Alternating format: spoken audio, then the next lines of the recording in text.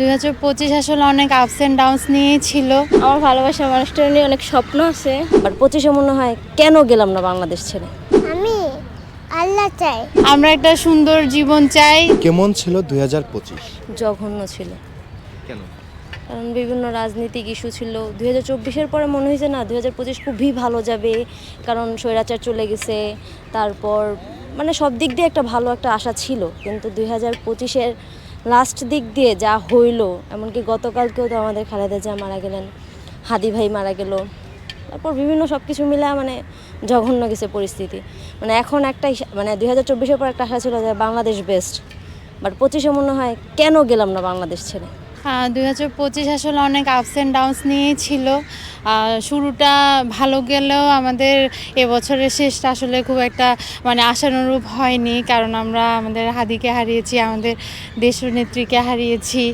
এখন আশা করছি আমাদের সামনের বছর নির্বাচন হবে, আমরা একটা সুন্দর রাষ্ট্র, আইন শৃঙ্খলা সব কিছু ভালোভাবে হবে, আমাদের ডেইলি যে লাইফ আমরা সুন্দরভাবে নিশ্চিন্তে আমরা কাটাতে পারবো, এটা আশা করছি।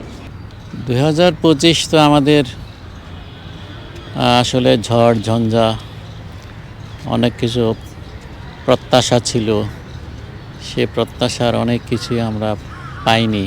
জীবনের নিরাপত্তা, খাদ্যের নিরাপত্তা, বিশুদ্ধ খাবার, মানুষের মধ্যে নৈতিকতা বোধ যেন ফিরে আসে। আমরা দেখতে পাচ্ছি যে মানুষ খুব দ্রুত মিলিয়নার হতে যাচ্ছে, যেগুলো 60-এর দশকে, 70-এর দশকে, 80-এর দশকে এই মেন্টালিটি ছিল না।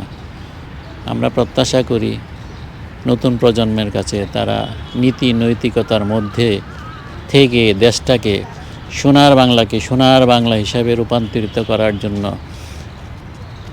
যা দরকার সেগুলো তারা করবে।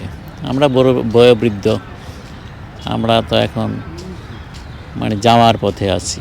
আমরা ছোটোবেলা যা দেখেছি এখন এগুলো অনুপস্থিত। 2025-এ যা আশা ছিল যে 5 আগস্টের পর থেকে আমরা যেটা আশা করেছিলাম যে দেশে একটা স্থিতিশীল পরিস্থিতি তৈরি হবে, কিন্তু অনেক অর্থেই আমাদের যে সরকার ওইটা ব্যর্থ হয়েছে। অন্তর্বর্তী যে সরকার ওই জায়গাটা থেকে অনেকটা ব্যর্থ।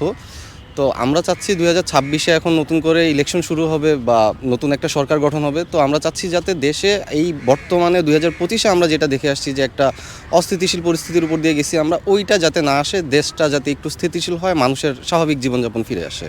2026 সাল নিয়ে কি পরিকল্পনা, এমনকি কি আশা করেন? আমরা আসলে আমাদের পরিকল্পনা, আমরা একটা সুন্দর জীবন চাই, মানে নিশ্চিন্ত কাটাতে চাই, হ্যাঁ নিরাপদ কাটাতে চাই, এটাই, যাতে সুন্দরভাবে নির্বাচন শেষ হয় আর দেশে আইন শৃঙ্খলা খুব ভালোভাবে চলে, আমরা যাতে বাচ্চা নিয়ে বেরোতে পারি, কোনো টেনশন না থাকে, এটাই। 26 নিয়ে কি আশাবাদী? 26 নিয়ে আশাবাদী হচ্ছে যেই সরকারই আসুক, ভালো সরকার আসুক।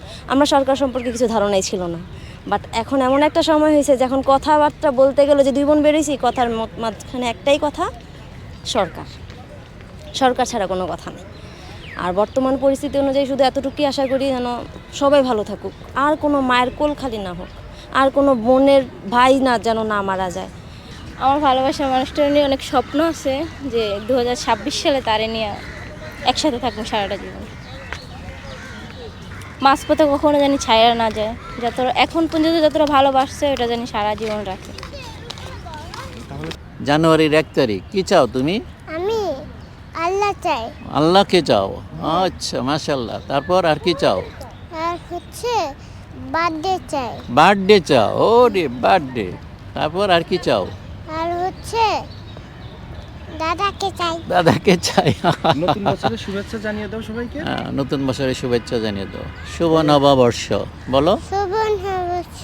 হ্যাঁ, শুভ নববর্ষ।